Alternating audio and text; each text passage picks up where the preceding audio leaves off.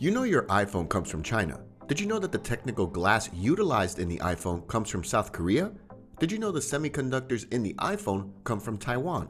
That the intellectual property and blueprint of the iPhone are from California?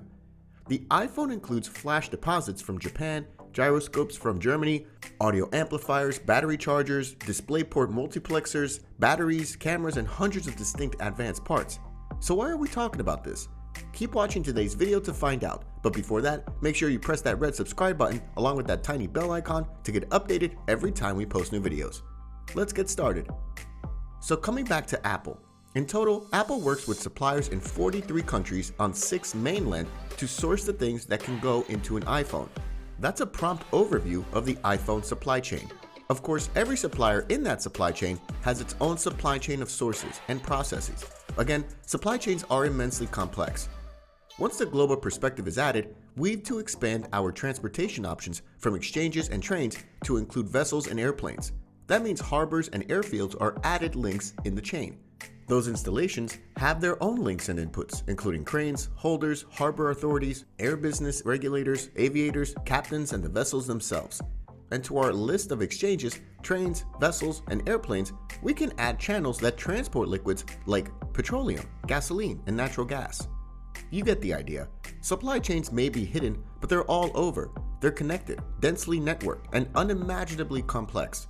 The criterion of these efforts was the idea of just-in-time inventory, or JIT.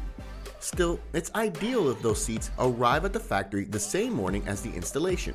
If you're installing seats on a car assembly line, that minimizes storehouses and stock costs. The same is applicable for every part installed on the assembly line. The logistics behind this are frustrating, but can be managed with state-of-the-art software. All those sweats are fine as far as they go. The cost savings are real. The supply chains are effective. The capacity of the system to keep a lid on costs is provable. The supply chain revolution since the early 1990s has been about cost reduction, which gets passed to consumers in the form of lower prices. That virtually explains the entire miracle. There's only one problem. The system is extremely fragile. When things break down, everything gets worse at the same time. One missed delivery can affect an entire assembly line shutting down. One delayed vessel can affect an empty shelves. One power outage can affect a transportation breakdown. In a nutshell, that's what has happened to the global force chain. There's a lack of redundancy. The system isn't robust to shocks. The shocks have passed nonetheless: pandemic, trade wars, China-US decoupling, bank collateral shortages, and further, and the system has broken down. The failures have protruded holdups in taking commodity inputs in China have redounded in manufacturing detainments for exports.